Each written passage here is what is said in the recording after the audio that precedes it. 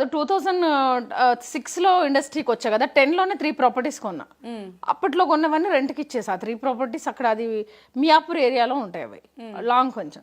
మళ్ళీ ఇక్కడికి పువ్వాల కూడా ఈ మణికొండ వచ్చాక ఇక్కడ ఒక 3 ప్రాపర్టీస్ కొన్నా. ఒకటి ఆఫీస్ చేసుకున్నా, ఒకటి సినిమా ఆఫీస్కి ఇచ్చిన, ఒకటి నేను ఉంటున్నా. సో ఇది ఆఫీస్ కమ్ నేను ఉంటాను. సో ఇంకొక 2 హౌసెస్ కూడా మీరు రండి ఒకసారి హోమ్ టూర్ చేసుకుంటారు. ఇది అది అన్న ఒక రోజు మొత్తం నాది హోమ్ టూర్స్ పెట్టుకుందాం. ఓకే, అంటే ఇప్పుడు ఐటీ వాళ్ళు రైడ్ చేస్తారేమో ఇన్ని. ఏం కాదు, అన్ని బయటే కాబట్టి నో ప్రాబ్లం. అన్ని లీగలే కాబట్టి మనం ఏది తీసుకున్న హార్డ్ వర్క్ నెవర్ వేస్ట్ అని చెప్పి బాగా కష్టపడతా.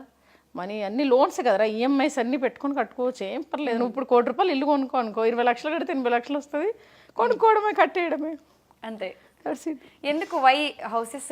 నాకు ఒక 100 ఇల్లులు కొనాలని కోరికమ్మా. నాకు ఇష్టం, నాకు రెంట్స్ రావాలి, మంచి మంచి స్టూడియోస్ కట్టాలి. అంటే మనం ఎప్పుడు మనీని అలా దాయకుండా ల్యాండ్ కొనడం, హౌసెస్ కొనుక్కుంటే రెంట్స్ వస్తాయి. ల్యాండ్ కొంటే మనం మంచి రేట్ వస్తుంది డెవలప్మెంట్కి ఇస్తే.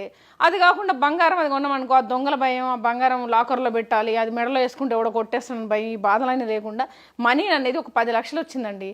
10 లక్షలు పెట్టి మీరు ఊర్లో ల్యాండ్ కొనుక్కోండి, అది కనీసం 1-2 ఇయర్స్ కన్నా 20 లక్షలు అవుతుంది. 20 తీసుకొచ్చి ఇంకో దగ్గర పెట్టండి 40 అవుతుంది. అట్లా బిజినెస్ మైండ్ నాది. ఓకే.